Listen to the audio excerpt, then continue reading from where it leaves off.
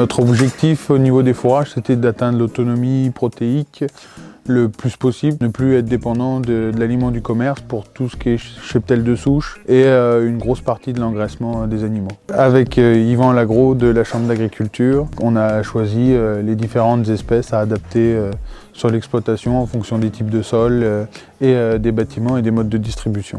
Les différentes cultures qu'on a mis en place sur l'exploitation, donc en grosse partie c'est la luzerne, qui est arrivé à partir de 2016. Ensuite, on a implanté des raies gras italiens pour avoir une grosse proportion de protéines et d'énergie.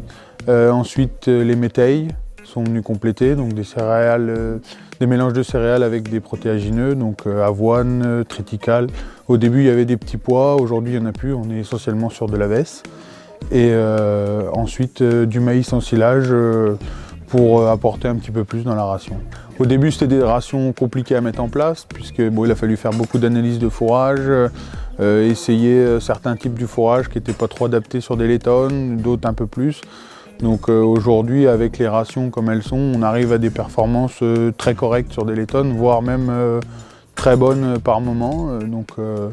Aujourd'hui, on est plutôt satisfait de nos rations. On a atteint à peu près un objectif de 80% d'autonomie, puisqu'on achète juste de l'aliment pour tout ce qui est broutard et une petite partie pour l'engraissement des vaches pour la finition des animaux. D'avoir mis en place toutes ces cultures sur l'exploitation, ça a permis une économie autour de 10 000 € d'aliments l'hiver qu'on n'achète plus pour nourrir le cheptel de souche et la croissance des jeunes femelles. Si on arrive au 100% d'autonomie, ça sera quasiment autour de 30 000 € d'économie d'aliments achetés par an. On a mis un peu de temps pour bien caler le système fourrager. Il y a tout d'abord au niveau du métail, on a cherché à bien caler la composition du mélange. Donc au départ, on avait des mélanges assez riches en céréales. Voilà. On a plutôt cette année diminué la céréale.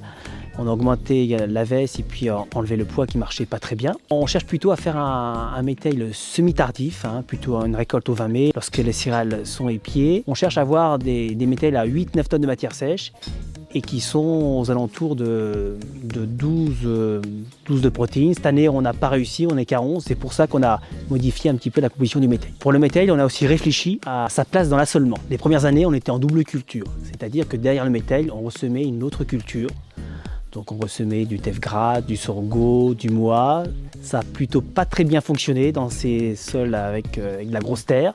Donc là on est plutôt parti sur l'introduction de trèfle violet au semis du métail pour avoir du trèfle violet déjà en place lorsque le métail est récolté. Ça nous fait un couvert pour l'été et si l'été se passe bien, on aura aussi un autre fourrage à récolter pour l'automne. Pour la luzerne, on a aussi réfléchi à la méthode de semis. Donc avec les années difficiles qu'on a, un semis classique au mois d'août est de plus en plus difficile. Et donc là, on a testé du semis de luzerne sous couvert de tournesol et également du semis de luzerne sous couvert de triticale-vesse. On n'a pas mis d'avoine dans ce semis sous couvert de luzerne parce que l'avoine a tendance à concurrencer un petit peu la luzerne. Et puis pour ce qui est du raies gras, on n'a pas trop modifié, je dirais, ce qui a été fait depuis le départ au niveau du raies gras, mais on l'a plutôt positionné pour les bons animaux. Et pour ce qui est du maïs, si on a la 4e culture fourragère très productive qu'on a dans le système fourrager, eh bien, elle est réservée au site avec ensilage et c'est vraiment pour augmenter la quantité d'énergie dans la ration, mais dans une proportion mesurée pour ne pas déséquilibrer la ration au niveau de la teneur en protéines.